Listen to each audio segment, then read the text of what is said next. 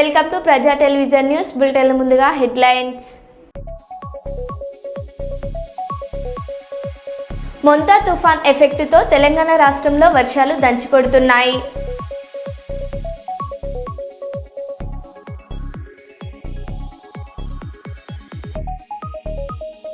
జూబ్లీహిల్స్ నివాసంలో ముఖ్యమంత్రి రేవంత్ రెడ్డిని కలిసిన కమ్మ సంఘాల నాయకులు.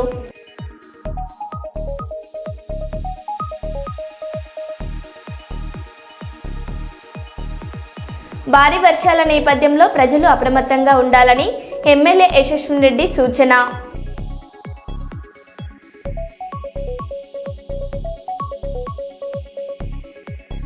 కురబలకోటలో గంజాయి విక్రయిస్తున్న ఇద్దరు అరెస్ట్.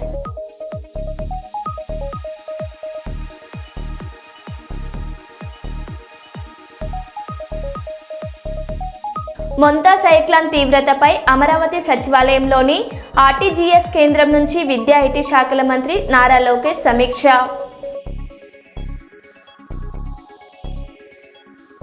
ఇక వివరాల్లోకి వెళ్తే, మొంతా తుఫాన్ ప్రభావంతో రాష్ట్రంలోని పలు జిల్లాలలో భారీ వర్షాలు కురుస్తున్నాయి. వాగులు పొంగి పొర్లుతున్నాయి.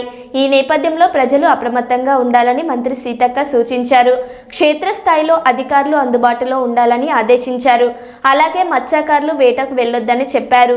అత్యవసరమైతే తప్ప ప్రజలు ఎవరు బయటకు రావద్దని విజ్ఞప్తి చేశారు.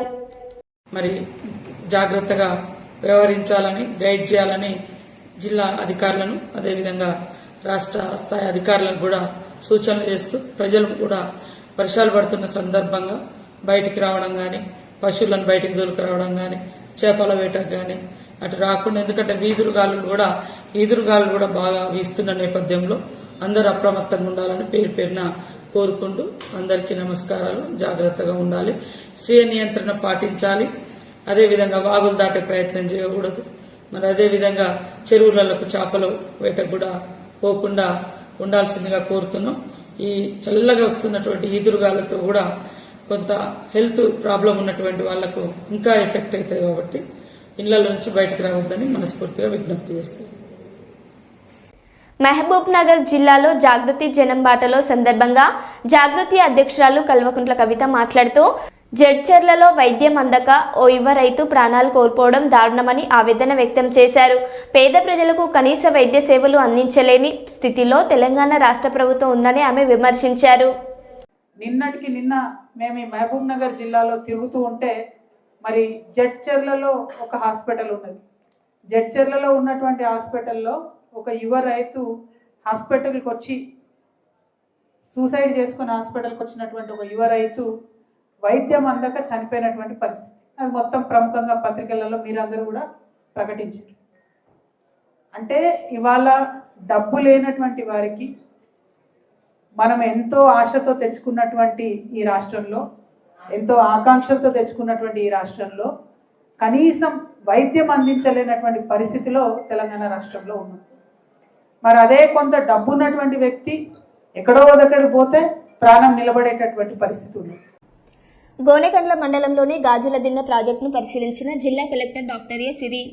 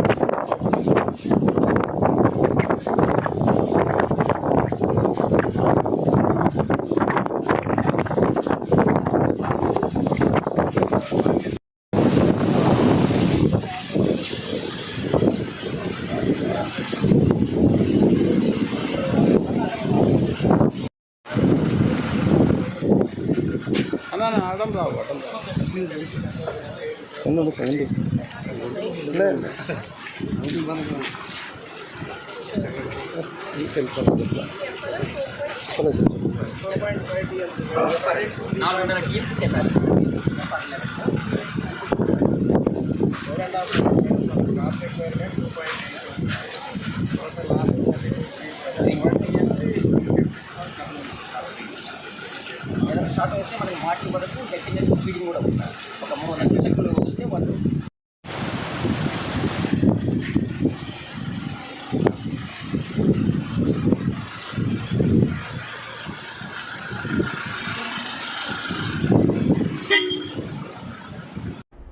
Ramagundam police commissionerate Mancherial zone ఇందారంలోని మహీ ఫంక్షన్ హాల్లో అమరవీరుల త్యాగాలకు నివాళిగా జైపూర్ సబ్ డివిజన్ పోలీస్ ఆధ్వర్యంలో మెగా రక్తదాన శిబిరం ఓపెన్ హౌస్ కార్యక్రమంకు అంబర్ కిషోర్జు గారు ముఖ్య అతిథిగా హాజరై మంచిర్యాల డీసీపీ భాస్కర్ ఐపీఎస్తో కలిసి ఓపెన్ హౌస్ రక్తదాన శిబిరాన్ని ప్రారంభించి రక్తదానం చేసిన వారికి ప్రశంసా పత్రాలను అందజేసి అభినందించారు. విద్యార్థులకు ప్రజారక్షణ భద్రత సంబంధించిన పోలీస్ చట్టాల గురించి, పోలీస్ విధులపై షీ టీమ్స్, భరోసా సెంటర్స్ గురించి, కమ్యూనికేషన్ సిస్టమ్ గురించి, ఫింగర్ ప్రింట్ డివైస్ల వల్ల BD team equipment, dog squad, traffic equipment, road ప్రమాదాల speed laser gun, traffic rules, traffic నిబంధనలు, రోడ్డు నిబంధనల గురించి మరియు సైబర్ నేరాల గురించి, పోలీసులు ఉపయోగిస్తున్న సాంకేతికత గురించి, షీ టీమ్, భరోసా, గంజాయి, ఇతర మత్తు పదార్థాలకు సంబంధించిన కిట్టు తదితర స్టాల్స్ ఏర్పాటు చేసి సంబంధిత అధికారులు, సిబ్బంది, విద్యార్థులకు పూర్తి స్థాయిలో అవగాహన కల్పించారు.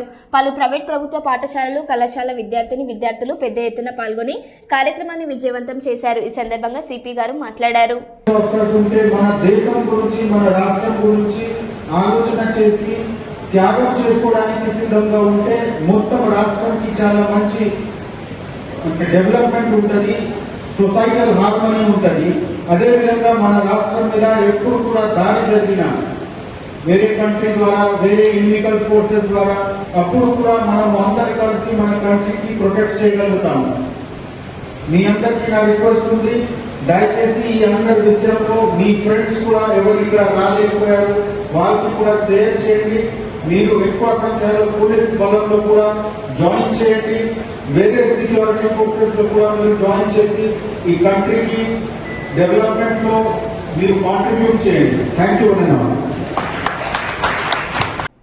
పత్తికి గిట్టుబాటు ధర కల్పించాలని, నల్లబారిన పత్తిని కూడా కొనుగోలు చేయాలని, షరతులు లేని తడిసిన వరి ధాన్యాన్ని తక్షణమే కొనుగోలు చేయాలని, కొనుగోలు సెంటర్లలో అన్ని సౌకర్యాలు కల్పించాలని డిమాండ్ చేస్తూ అఖిల భారత రైతు కూలీ సంఘం ఆధ్వర్యంలో చెన్నూరు తహసీల్దార్ కార్యాలయం ముందు ధర్నా నిర్వహించి తహసీల్దార్కు వినతి పత్రం ఇవ్వడం జరిగింది. ఈ సందర్భంగా అఖిల భారత రైతు కూలీ సంఘం రాష్ట్ర సహాయ కార్యదర్శి ఏ లాలు కుమార్ మాట్లాడారు.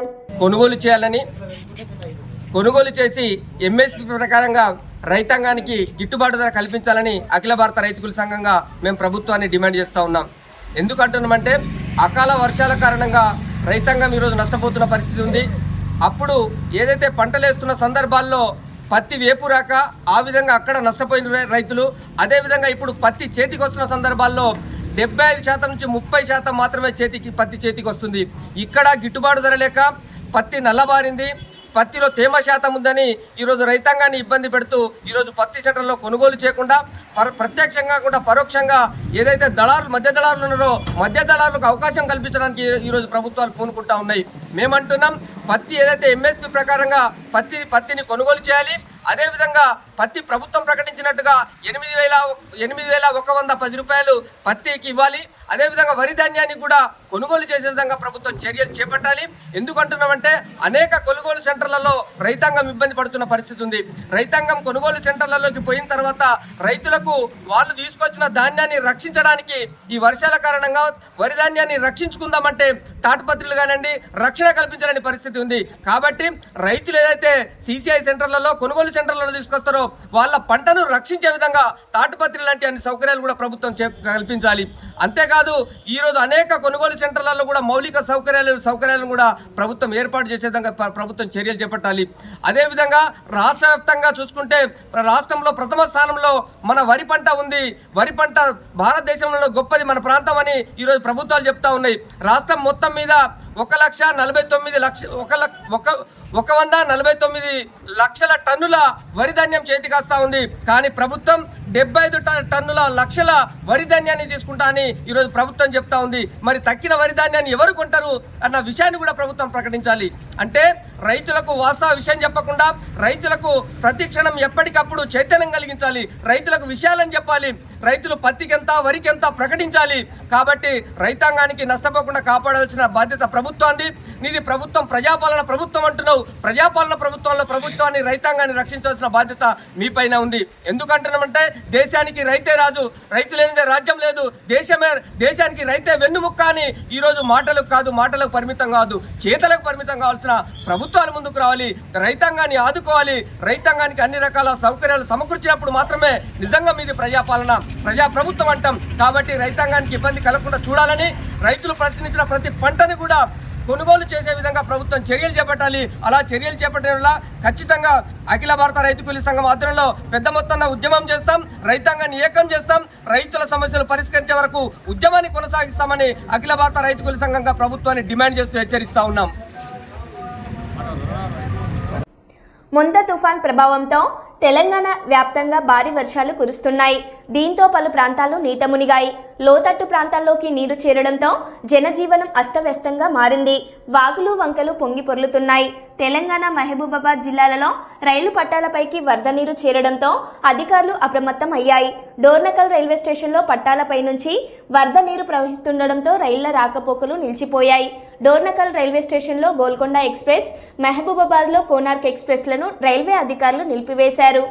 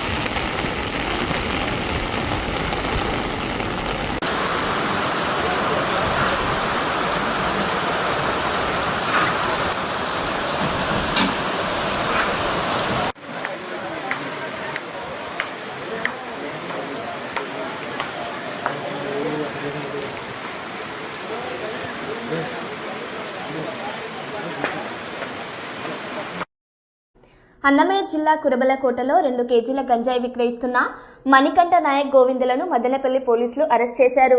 వారిపై ఎన్డీపీఎస్ చట్టం కింద కేసు నమోదు చేశారు.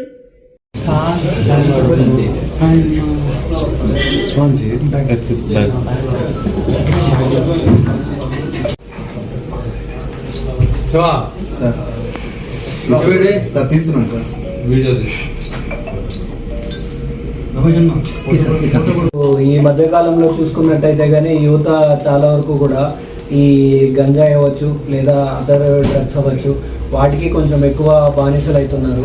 ఓకే, ఇప్పుడు ఒకరు అలవాటు అయిన తర్వాత ఫ్రెండ్ సర్కిల్లో ఇంకోటి అలవాటు ఉన్నాడు, వాళ్ళకి అట్లా అలవాటు చేసుకోవడం వల్ల మొత్తం ఈ కాలేజీలో అవ్వచ్చు, ఇప్పుడు చూసుకున్నట్టయితే ఈవెన్ ఇంటర్లో ఉన్న పిల్లలు కావచ్చు, డిగ్రీలో ఉన్న పిల్లలు కావచ్చు, బీటెక్ చదువుతున్న వాళ్ళు అవ్వచ్చు, ఈ గంజాయికి అనేది ఎక్కువ అడిక్షన్ అనేది ఉంటుంది. డెఫినెట్గా ఇది ఇట్లాంటిది ఎవరైతే ఉంటారో వీళ్ళపైన అయితే పోలీసులు దీనిపైన చట్టపరమైన చర్యలు అనేవి తీసుకోబడతాయి. ఇది కాకోకుండా ఇంట్లో వాళ్ళ పిల్లలు ఏం చేస్తున్నారనే చూసుకోవాల్సిన రెస్పాన్సిబిలిటీ కూడా పేరెంట్స్ ఉంటుంది. సో రెగ్యులర్గా కూడా వాళ్ళు కాలేజీకి వెళ్ళడం కానీ, ఒకవేళ ఇంటర్ చదువుతుంటే కాలేజ్కి వెళ్ళి వాళ్ళ ప్రవర్తన ఎలా ఉంది, ఎలా చదువుతున్నారు అనేది అక్కడ ఉన్న టీచర్లతో మాట్లాడడం అవ్వచ్చు, స్టాఫ్తో మాట్లాడడం అవ్వచ్చు, లేదా వాళ్ళ ఫ్రెండ్ సర్కిల్లో మాట్లాడడం అవ్వచ్చు. సో ఇవన్నీ కూడా వాళ్ళ గురించి రెగ్యులర్గా కూడా మానిటర్ చేసుకుంటూ ఉండాలి. లేదంటే మాత్రం 1 ఫైన్ డే ఎట్లా ఉంటారంటే మావాడు అన్నీ బాగానే ఉన్నాడు, మావాడు చాలా మంచోడు అనే స్టేజ్లో ఉన్నప్పుడు 1 ఫైన్ డే ఏమవుతుందంటే ఇట్లాగే గంజాయిలో పట్టుబడ్డ పట్టుబడ్డం కానీ లేకపోతే కన్జ్యూమ్ చేస్తూ పట్టుబడ్డం కానీ ఇలా ఉందంటే మాత్రం ఒక్కసారి NDPS కేసు ఉందంటే మాత్రం కెరీర్ మొత్తం స్పాయిల్ అయిపోతుంది. 10 years కన్విక్షన్ వస్తుంది. And more over once remand పోతే అంత ఈజీగా బెయిల్ కూడా రాదు. NDPS కేసుల్లో అంత సీరియస్గా ఉంటుంది కాబట్టి సో పేరెంట్స్ ఎవరైతే ఉన్నారో వాళ్ళు కూడా డెఫినెట్గా వాళ్ళ పిల్లలకి ఇంట్లో ఉన్నప్పుడు కానీ ఖచ్చితంగా దీని గురించి కూడా మాట్లాడుతుండాలి, స్కూల్కి వెళ్తుండాలి. అండ్ చుట్టుపక్కల నైబర్స్తో కూడా ఎలా ఉన్నాడు అనేది డెఫినెట్గా తెలుసుకొని వాళ్ళతో రెగ్యులర్గా మాట్లాడుతుండాలి. అంతేగాని మా పిల్లోడు బాగున్నాడు, ఏమవ్వదు, బాగానే ఉన్నాడు అన్నప్పుడు ఒకసారి ఏదో ఒక రోజు పట్టుకున్నప్పుడు వాళ్ళకు కూడా షాక్ లాగా ఉంటుంది. అలా కాకోకుండా ముందు నుంచి కూడా వాళ్ళు ఎలా ఉన్నారనేది తెలుసుకోవాల్సిన బాధ్యత పేరెంట్స్ది ఉంటుంది. అండ్ స్కూల్లో ఎలా ఉన్నారని తెలుసుకోవాల్సిన బాధ్యత టీచర్స్ది కూడా ఉంటుంది. అండ్ అవన్నీ అయిపోయిన తర్వాత మనకి ఏదైనా ఇన్ఫర్మేషన్ వచ్చినప్పుడు దాంట్లో పోలీసులు అవ్వచ్చు, తర్వాత చట్టపరమైన చర్యలు మనం తీసుకుంటాం. సో డెఫినెట్గా ఫౌండేషన్ అనేది ఎక్కడ ఉంటుంది, స్కూల్స్ ఆర్ కాలేజెస్ అండ్ వాళ్ళ ఇంట్లో పేరెంట్స్. డెఫినెట్గా దీంట్లో పేరెంట్స్ అండ్ టీచర్స్ కూడా main responsibility and main role ఉంటుంది కాబట్టి వాళ్ళు కూడా దీంట్లో చర్యలు తీసుకొని పిల్లలు అనే వాళ్ళు గుడ్ బిహేవియర్తో సత్ప్రవర్తనతో ఉండేలా చూసుకోవాల్సిన బాధ్యత వాళ్ళది కూడా ఉంటుంది. తెలంగాణ ముఖ్యమంత్రి రేవంత్ రెడ్డి తెలిపారు. రాష్ట్రంలో సినిమా టికెట్ ధరలు పెంచాలంటే నిర్మాతలు, థియేటర్ యజమానులు లాభాల్లో 20% భాగాన్ని సినీ కార్మికుల సంక్షేమ నిధికి ఇవ్వాలి. అదే సమయంలో సినీ కార్మికుల సంక్షేమ నిధికి ప్రభుత్వం 10 కోట్లు జమ చేయనున్నట్లు ప్రకటించారు. కృష్ణానగర్లో సినీ కార్మికుల పిల్లల కోసం ప్రత్యేక పాఠశాల కూడా ఏర్పాటు చేస్తామని సీఎం తెలిపారు. కాదు, ఈనాడు మీ శ్రమతో ఏర్పడే పెద్ద పెద్ద సినిమా నిర్మాతలు, హీరోలు వాళ్ళ సినిమాల టికెట్ల ధరలు పెంచడానికి నా దగ్గరకు వస్తుంటారు. నేను నిర్మాతలకు చెప్పిన, మరి పెంచిన దాంట్లో కొంతైనా కార్మికులకు వాటా ఉండాలి కదా అని. రాష్ట్ర ప్రభుత్వం సినిమా టికెట్ల ధరలు పెంచితే హీరోలకు ఆదాయం వస్తుంది, నిర్మాతలకు ఆదాయం వస్తుంది, కార్మికులకు మాత్రం ₹1 కూడా అదనంగా రావడం లేదు. అందుకే ఈ వేదిక మీద నుంచి మీకు మాట ఇస్తున్నా, ఆ ఆదాయంలో 20% కార్మికులకు ఇస్తేనే రాష్ట్ర ప్రభుత్వం జీవో ఇస్తుంది. మీ శ్రమతో సంపాదించే ప్రతి రూపాయిలో మీకు వాటా ఉండాలి, మీకు భాగస్వామ్యం ఉండాలి. ఈ వేదిక మీద నుంచి మా అధికారులకు నేను ఆదేశాలు ఇస్తున్నా, రేపటి భవిష్యత్తులో ఎంత పెద్ద నిర్మాత అయినా, ఎంత ఇన్ఫ్లుయెన్షియల్ పర్సన్ అయినా రాష్ట్ర ప్రభుత్వం అదనంగా టికెట్ల ధరలు పెంచితే వచ్చే ఆదాయంలో 20% నా కార్మిక సోదరుల కుటుంబాలకు వెల్ఫేర్ ఫండ్ కింద వాళ్ళకు ఆ నగదు బదిలీ జరిగితేనే ఆ ఒప్పందం ప్రకారమే మా రాష్ట్ర ప్రభుత్వం జీవో ఇస్తుంది. ఈ నిబంధనలు నేను సవరిస్తానని చెప్పి ఈ సందర్భంగా కార్మిక సోదరులకు నేను మాట ఇస్తున్నా. ప్రభుత్వ జనరల్ ఆసుపత్రిలో బైక్లను ఎత్తుకెళ్లే దొంగను సదర్ బైక్ యజమాని గమనించి దొరకబట్టాడు. చెన్నూరు నుండి సోమవారం హాస్పిటల్కు వచ్చిన సదర్ యువకుడు రాత్రి తన CD హ్యాండెడ్ బైక్ ను పార్కింగ్ ప్లేస్ లో పార్కు చేశాడు. పార్కింగ్ చేస్తున్న సమయంలో అక్కడే బైక్ వద్ద అనుమానాస్పదంగా తిరుగుతున్న మరో యువకుని గమనించారు. ఆ వ్యక్తి బైక్ పార్క్ చేసిన వ్యక్తి వద్దకు వచ్చి బ్యాగ్ లోని దుప్పటి తీసుకుని కప్పుకున్నాడు. ఇదేమిటని ప్రశ్నిస్తే సమాధానం చెప్పకుండా ఉండిపోవడంతో ఆ వ్యక్తిపై అనుమానం వచ్చింది. కొంతసేపటి తర్వాత ఆ వ్యక్తి తన బైక్ వద్దకు వచ్చి చూడడంతో బైక్ కనిపించకపోవడంతో వెంటనే తన ఫ్రెండ్ కు ఫోన్ చేసి రప్పించుకుని మరో బైక్ పై పోయిన దొంగిలించబడిన బైక్ కోసం వెతుకులాట ప్రారంభించారు.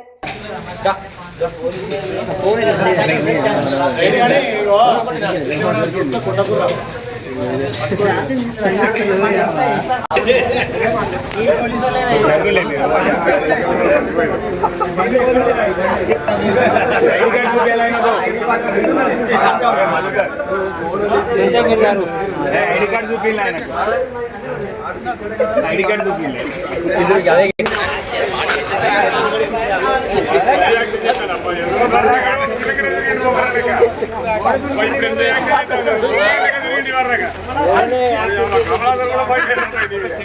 ఆయన పాట అయిపోతుంది, సుబి పాట అయిపోతుంది.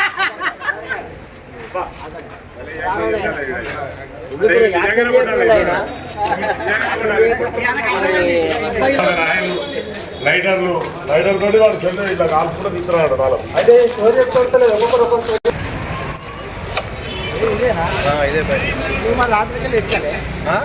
నైట్ ఎమ్మడే పోయినా పోలీసు వాళ్ళకి ఫోన్ చేసినా, 100కి ఫోన్ చేసినా, ఇక్కడికి ఫోన్ చేసిన మీ ముందరికెళ్ళి ఎత్తుకొని పోతా.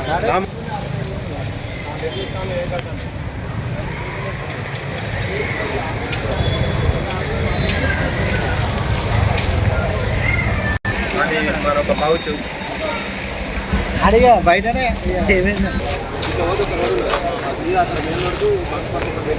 పట్టుకున్నోడు మంచి పని తీసుకున్నాడు. అయితే మామూలు బుల్లెట్ రైట్ అక్కడ రావాలి.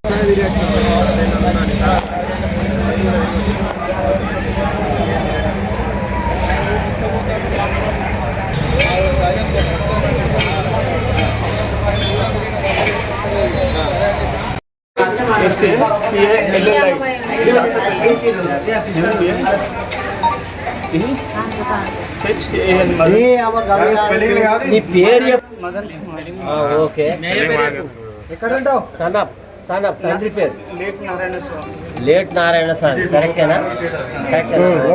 నువ్వు ఎక్కడ ఉంటావు నాయన? ఓకేనా? ఇప్పటివరకు ఎన్ని చేసిన దొంగతనం? చెప్పు నాయన, చెప్పి నిన్ను కొట్టారా? ఒక్కసారి నా బండి మా డాడీ ఉన్నప్పుడు పైసలు అప్పు తీసుకున్నాడు అని అన్నాడు. నేను కొనిచ్చిన బండి వేరే రోడ్డు మీద ఉంటే ఆయన బెదిరించి పట్టుకుని పోయి మా ఇంట్లో పెట్టుకున్నా. అదొకటి. ఇంకొకటి పల్సర్ కాదు, బెదిరించి తీసుకొచ్చుకున్నా. రోడ్డు మీద బెదిరితా? ఎక్కడ బెదిరిస్తావు? ఈ ఏటీఎంలో ఎక్కడి నాన్న? ఏటీఎంలో ఎవరి పోస్టల్ అడ్రస్ ఎట్లా వస్తారా బిడ్డ? అవునా? ఏటీఎంలో అది వేరేటోళ్ళే అంటే మొత్తం ఇప్పుడు పోలీస్ వస్తుంది నాన్న, పోలీస్ వస్తుంది, వాళ్ళు వస్తారు.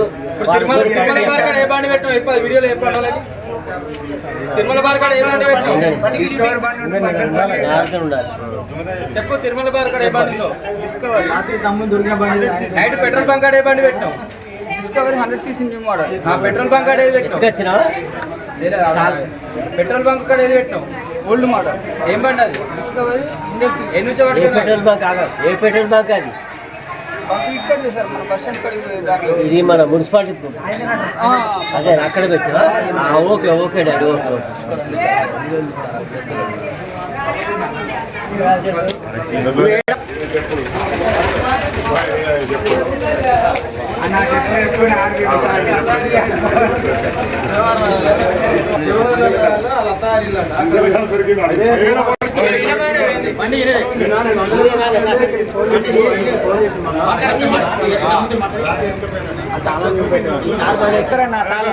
డిస్కవర్ అక్కడ పెట్టినాడు బండి చెప్పాడు. మార్గాడ పెట్టినాడు బండి.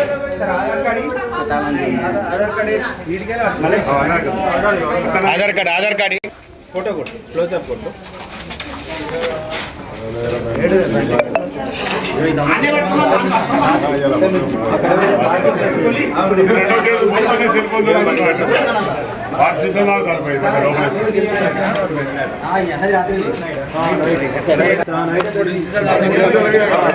అక్కడ బంక్ పక్క పండి జేసీబీలో 2 దీనికి సంబంధించిందేమో అక్కడ లీలబార్ బాగున్నది షూలో.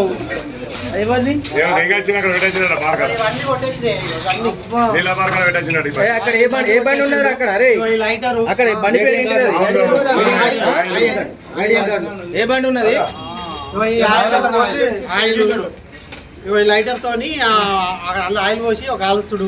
అది ఎందుకు తెలుసా? చాలా చేస్తున్నాడు.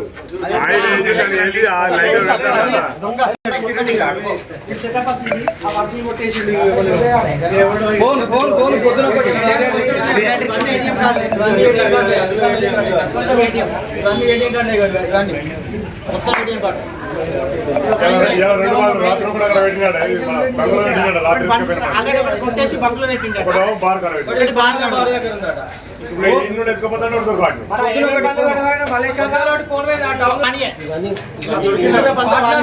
ఇంకో టౌన్ లో ఉన్నాడు.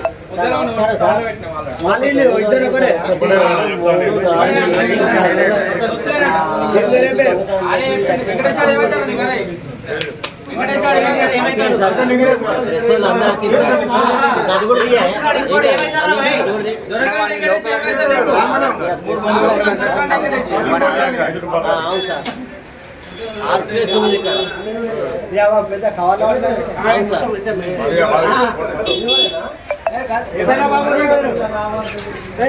చెప్పు ఎన్ని పనులు ఎత్తుకొని లేకపోతే ఇష్టపడరు. ఏం పేరు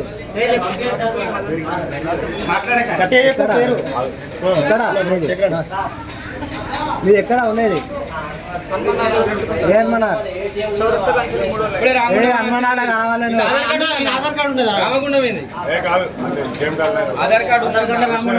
సరే T2 267 ఏం కాలేదు. మదన్ కుమారా మదన్ రసికులమే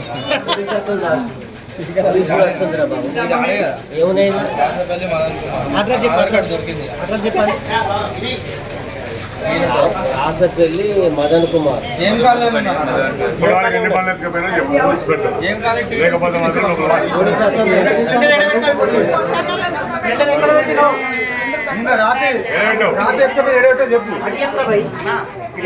చెప్పు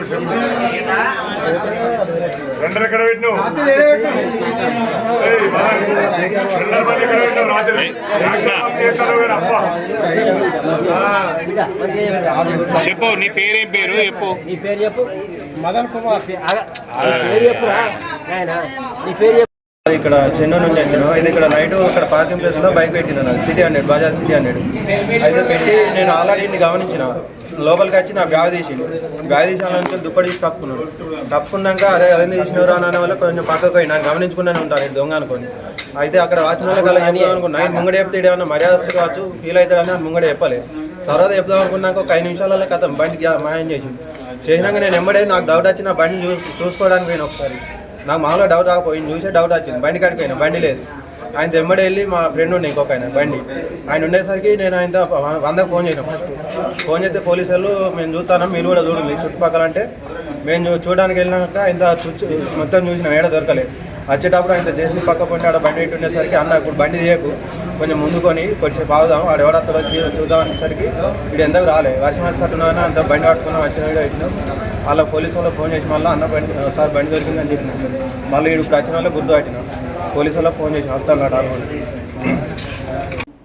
మరో బులెటిన్లో మళ్ళీ కలుద్దాం. Stay tune.